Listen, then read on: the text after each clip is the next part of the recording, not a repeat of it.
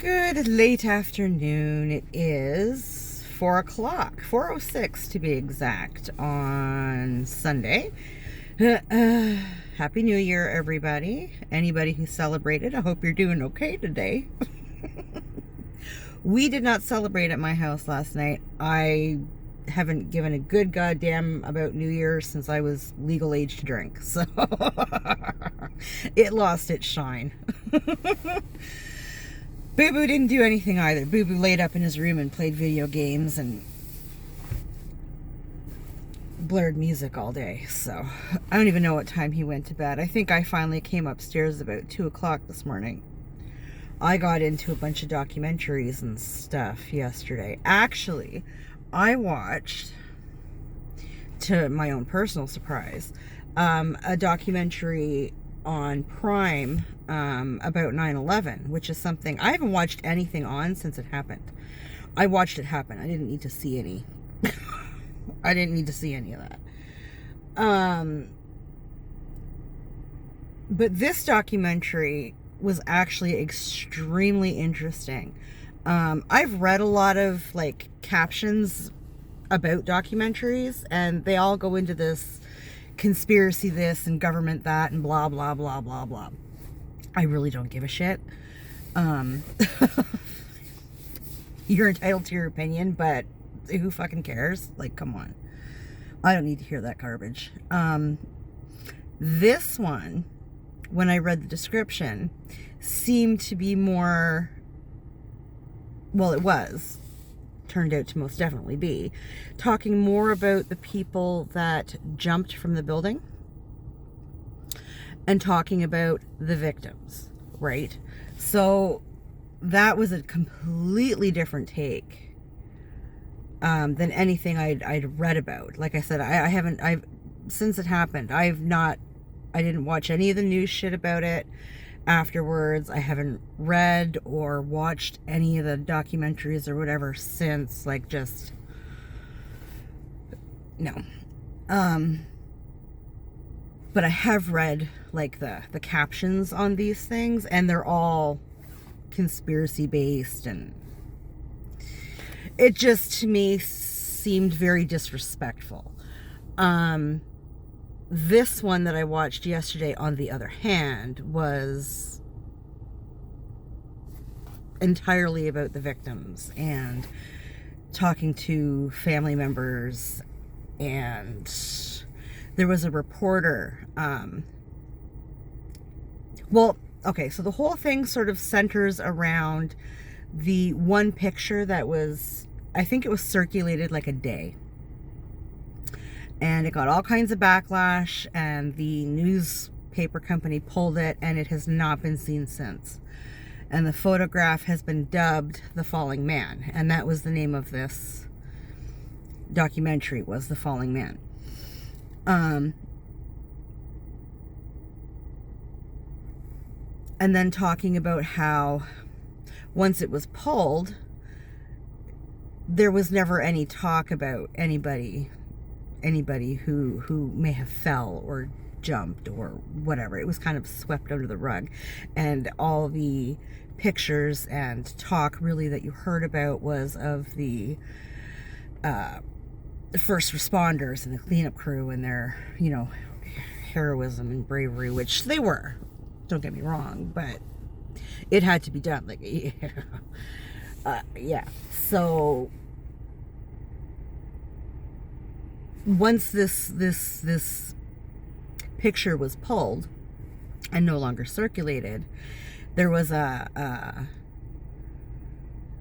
phone call made to this journalist in Canada, and he was asked by this American journalist to look into this falling man, try and find out who he was, right? And whatever. And in the process of this Canadian journalist doing that, he had contacted the coroner that was dealing with this unbelievable task of and he was asking about jumpers, right? Because he wanted a list of names to find out who this picture was of. And the coroner told him there were no jumpers. Flat out, Did not happen. Nope. They were either blown out from impact or they fell. There were no jumpers. They didn't classify anybody as a jumper. And he found this rather interesting, as do I. It in his mind felt like they were sweeping that under the rug. Like somehow that made their experience not valid. They weren't to be talked about because they didn't like go down with the building, right? And I kind of was thinking that too as I'm watching this. I was like, well, that's kind of like poo-pooing or ignoring the fact that they were there and experienced the absolute hell that they experienced. Because when you say jumper, now I think calling it jumper was maybe in poor taste, because when you hear, at least when I hear the word jumper, I think suicide. I think somebody who has willingly gone up to the top of a building and is of their own fruition jumping to their death. That is their plan. That's right. So this was not the case with 9/11. I'm not even sure if YouTube will let me put this up. Anyway, we're not monetized. We don't care. I found it absolutely fascinating. But yeah, that was not the case at all with these people. These people were faced with an impossible situation. And I don't think there was any actual thought process to it. How could there be? I mean, you're basically stuck in a chimney, right? I couldn't even imagine. I couldn't even imagine. But I picture being stuck in a chimney with a roaring fire and all the smoke and all the heat and all the noise and all the confusion and all the panic. And how can there possibly be any kind of thought process, logical, illogical, or otherwise, with all that going on, all the endorphins rushing through your body, all like, you know, I thought it was a very, very, very well done documentary. It was very thought provoking. It was extremely respectful, in my opinion. And it was standing up for all the victims of that day. All of them. It was really good. It was it called? Was 9/11 in the title? I don't even remember. I think it was 9/11 The Falling Man or something like that. Falling Man was in that title. So if you have Prime or whatever and you're interested in checking it out, I highly recommend it. Make sure you're in a good headspace though, because it did kind of send me off. It's very easy to send me off. But it was very, very good. I actually had quite the discussion with my buddy about it last night, and then, you know, had to change the subject and rush him off the phone because I just, too much overload. But it was really, really good. I highly recommend it. And then I watched a Jack the Ripper documentary. It was called like The Definitive Jack the Ripper Story or something like that. I have huge interest. I have very big interest in the Jack the Ripper case. I'm one of those people. I am absolutely fascinated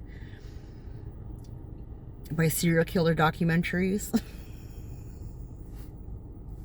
Sorry, it's true. But two cases that I have been very interested in, like for as long as I can remember, was Jack the Ripper. Jack the Ripper was the first serial killer that I remember hearing about as a kid. Like, I mean a kid. I mean like somewhere between 8 and 10 maybe. And because there used to be, when I was a kid, there was tons and tons and tons of documentaries going on about that. And of course we had the TV guide then. I read all about it in the TV guide.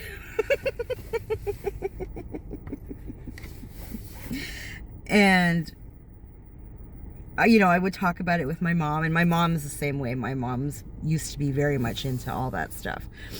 And so we would sit down together and watch all these Jack the Ripper documentaries and whatever. They're absolutely fascinating. The other case that I've always found extremely interesting is the Manson case. On many, many levels. I think there's a whole lot of hocus pocus that was done in that trial. No doubt in my mind, he was a terrible man, blah, blah, blah, all that shit. He deserved to be in prison, whatever. But I think there was a lot of reaching done in that case. I think they made a lot of things fit so that they could get their conviction. I'm not sure that would fly today.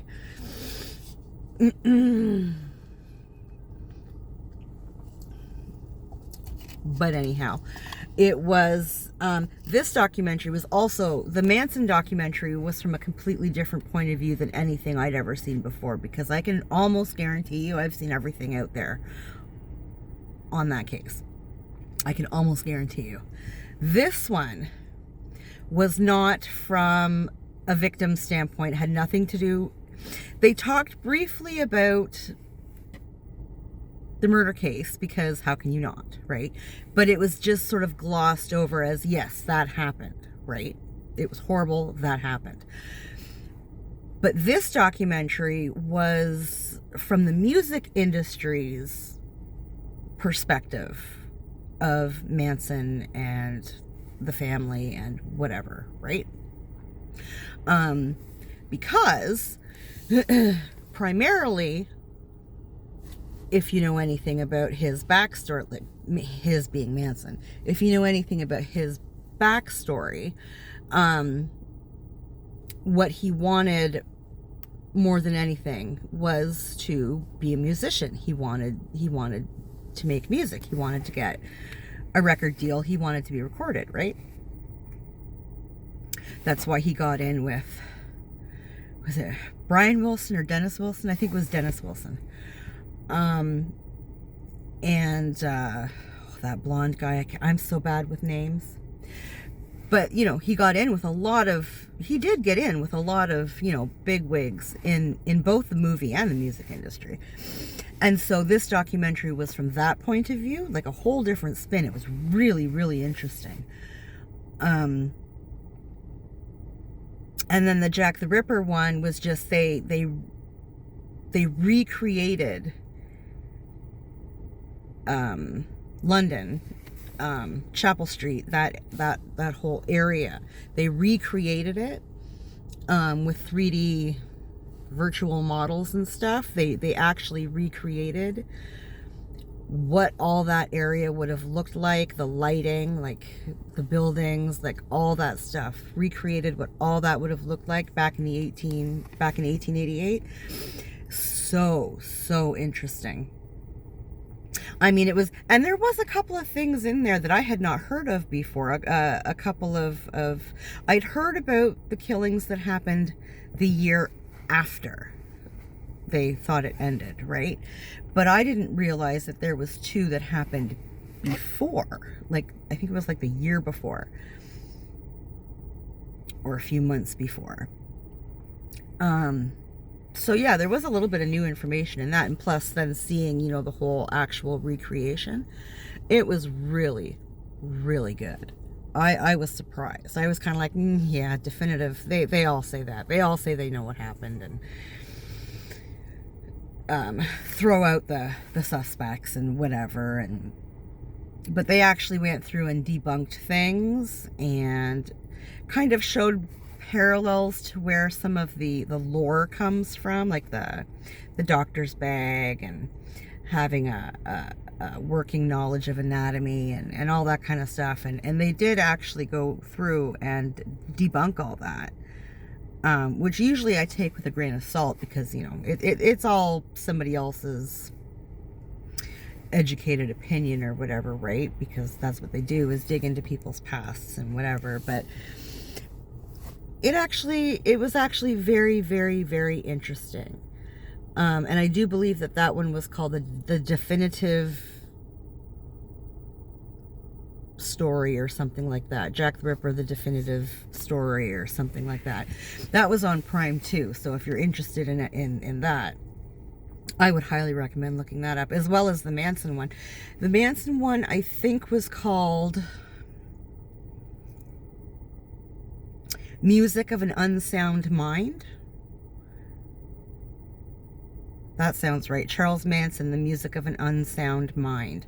Very, very well done documentary. It was a very interesting take on it from, like I said, it's the take from the music industry. It's the music industry side and how they felt and how it rocked Hollywood and all that kind of stuff. It was really, really interesting. So that's what I did all day yesterday. And mucked around a lot on Twitter. Twitter was just crazy yesterday. It was my Twitter was blowing up all over the place. Started to slow down about 1:30 this morning, and by 2 o'clock Twitter was dead. Excuse me, but yeah, it was a good time. It was a good time. I enjoyed Twitter. But as far as celebrating the New Year's, I'm not going to celebrate the Earth traveling around the sun another time. Like, it's fine. Good for you, Earth. Good for you. The little planet that could.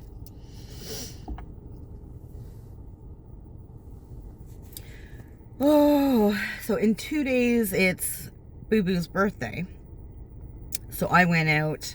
It was either Thursday or Friday. Did I work Friday?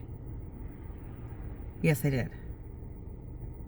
Yes, I did. So I went out either Thursday or Friday and got Boo Boo his birthday cards. And I talked to him today. He is off on Tuesday. Tuesday is his actual birthday. I'm working, and Monkey is still at his dad's, helping his grandma with his younger brother and sister because his stepmom, I think she had a hip replacement. It was something to do with her hip. She had major hip surgery anyway. So he's helping his grandma with his younger brother and sister while his stepmom heals. But by Tuesday, he will have been there for just over a week. So I texted his stepmom this afternoon and said, look, it's Boo Boo's birthday on Tuesday, so I'm going to pick Monkey up after work, and we're going to go and do Boo Boo's birthday dinner. And then, unless he needs a break to come home for a little bit, I will bring him back after the dinner. So she's, okay. Oh, I'm glad, because you really don't have a choice. That's what's happening. Love you to death, but I want to see my kid. So that's what we're going to do Tuesday. Oh, there's my brother. Yes, I did call you.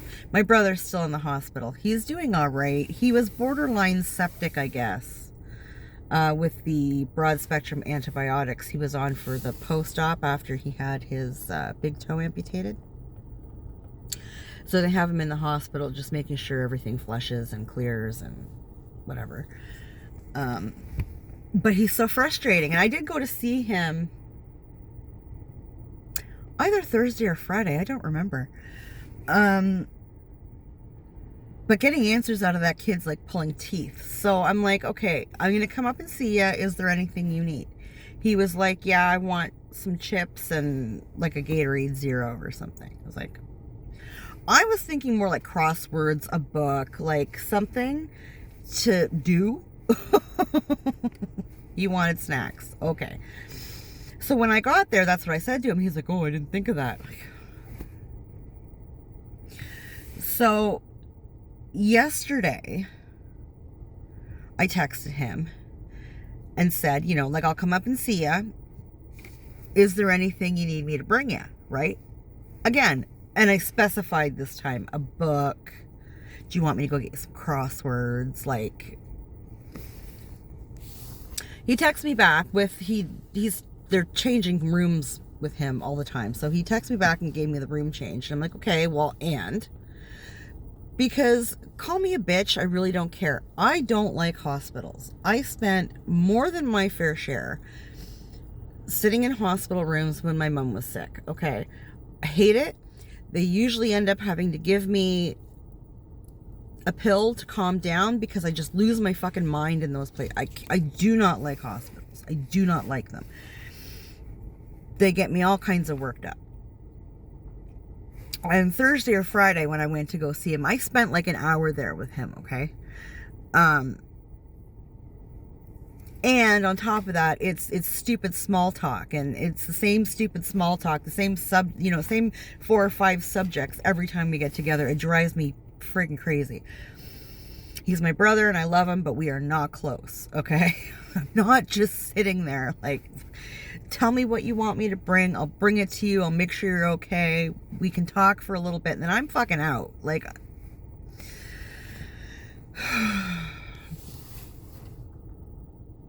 so he never got back to me with anything that he needed. So New Year's Eve day, I did not end up going over. So I texted him today, right? Do you need anything?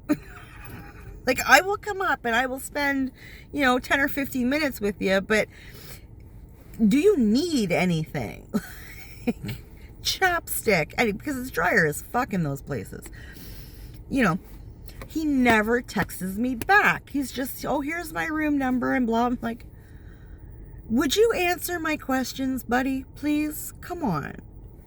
That's a guy thing. My boyfriend does the same thing. It drives me batshit crazy. If you don't answer my questions, you're not getting nothing, and I'm not coming up. I'm just saying. So, he just texted me and said, you called? Yes, I did. Yes, I did. I'll call you back in a bit. So, I think my boyfriend texted me around, 11:30 this morning and woke me up. Not cool, bro. We have rules. You don't text me in the morning. I will text you when I get up because I am always up later than he is. I don't have anything I need to be taken care of, okay? There's nothing I need to do to adult. Monkey's at his dad's, Boo-Boo's up in his room, like, I don't have work until Tuesday. I have no reason to be conscious, okay? So, if I can just stay in bed all day, I will. I'm a night person by nature. I have absolutely no issue sleeping the day away, especially this time of year. Like, fuck that shit. It's fine. Leave me alone. He broke the rules this morning. So I texted him back. I was like, my guy, I'm in bed and I plan on staying there. I'll text you later.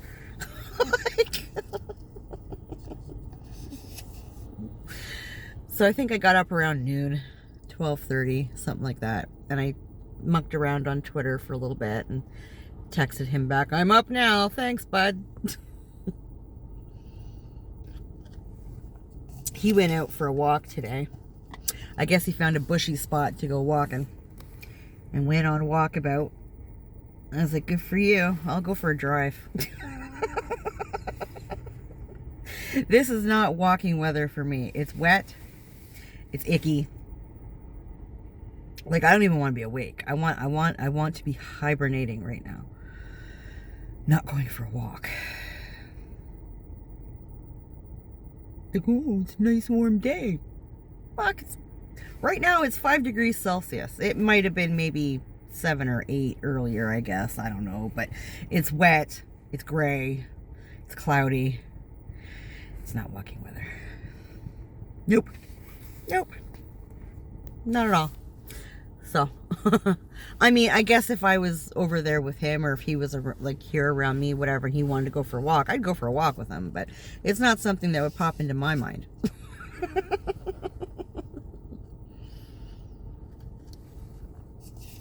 Not at all.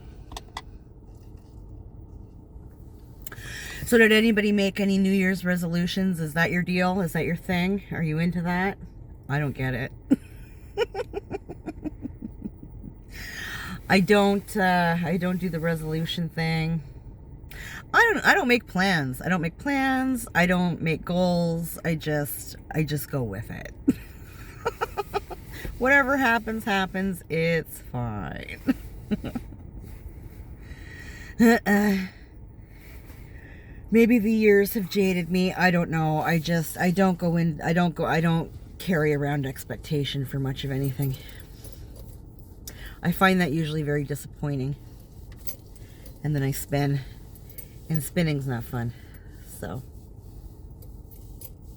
But if you're a resolution kind of person, feel free to leave them in the comments. The engagement would be spectacular. I got a comment on one of my videos, and I can't remember what one it was.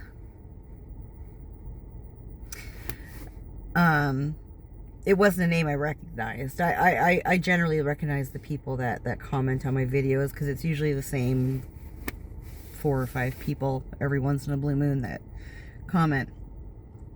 But this one I'd never seen before. I didn't recognize the handle. And I do get this comment every once in a while about promos. I don't know what in the hell promos are. I know promoting, cool. How do you promote your videos? Because I don't have a community tab. I don't have enough viewers, and I don't get enough engagement to have a community tab. I had a community tab when I first started, and then several months back I noticed that my community tab was gone. So there's that. I was doing premieres for my videos for a while. And it got me like a streaming achievement, whatever. By achievement, I mean like an email from YouTube going, woohoo. But upon further investigation, if I understand the information correctly, by my doing these premieres, which I guess is technically streaming, live streaming, but they're pre-recorded, so I don't understand.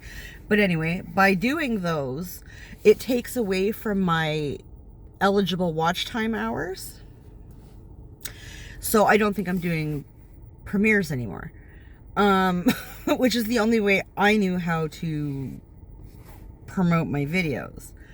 So, if there's anybody out there that knows how you promote YouTube videos without a community tab, let me know. And one that doesn't cost me money, because I'm not monetized. So, just saying. I do post my vlogs on my Twitter when I remember to. And I've done it a couple of times on Twitter where I've posted them, but they haven't gone through, and I didn't know. And by the time I find them in my drafts, there's no point in posting them. It's been several weeks. So, Twitter, come on now.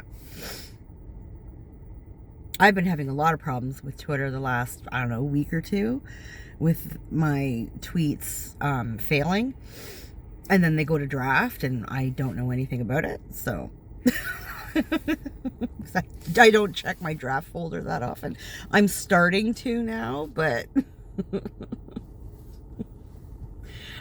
I'm not that tech savvy. There's a lot on Twitter I don't understand, and whatever. I'm just on there to share memes and have fun, so it's all good.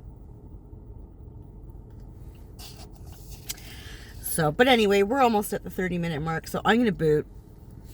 I gotta call my brother back. So yeah, I hope your New Year's was fantastic. If you watch any of those documentaries that I mentioned earlier, let me know what you thought of them. I thought they were absolutely great. I thought they were very thought-provoking. I thoroughly enjoyed them. But yeah, let me know what you think, and take care of yourself, and we'll talk later.